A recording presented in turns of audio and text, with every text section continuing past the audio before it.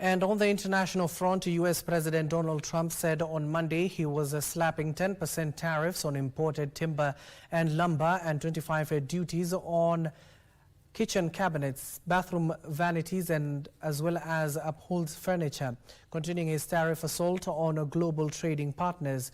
The action is the first three sectors that Trump said last week will get steep new duties as early as October 1st, including partnered pharmaceutical imports and heavy truck imports.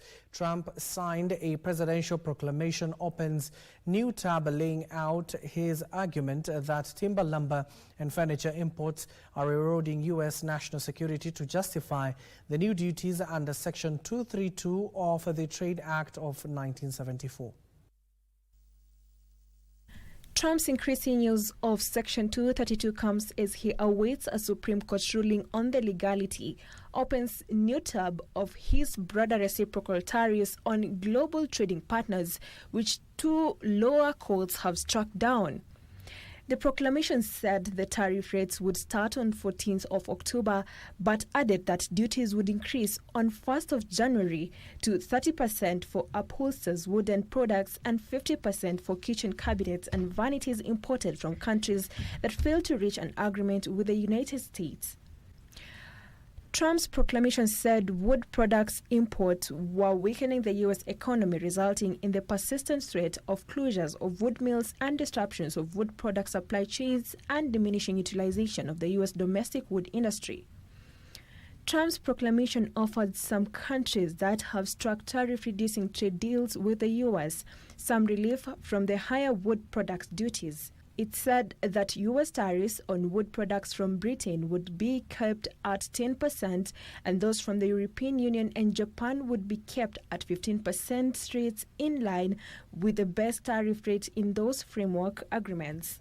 Elsewhere, China's manufacturing activity shrunk from a sixth month in September, an official survey showed on Tuesday, suggesting producers are waiting for further stimulus to boost domestic demand. The official Purchasing Managers Index rose at a 6-month high of 49.8 in September versus 49.4 in August.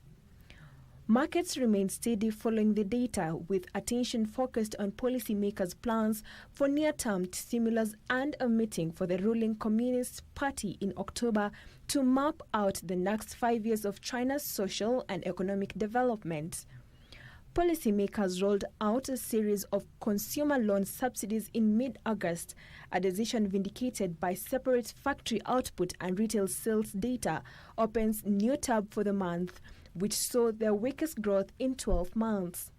Finally, Ford and General Motors are racing to sign up car dealers for programs that would effectively extend the use of a $7,500 tax credit on releases of electric vehicles beyond the Tuesday expiration of the federal subsidy, according to dealers and documents.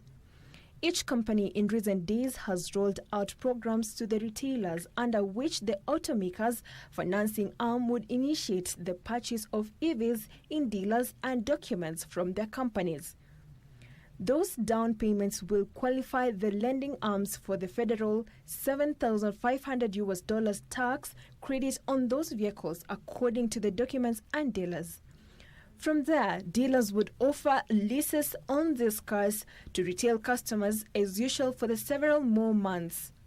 With the $7,500 subsidy factored into the lease rate, the programs are aimed at softening the impact of the disappearance of tax credit, which has been in place for more than 15 years to encourage EV adoption.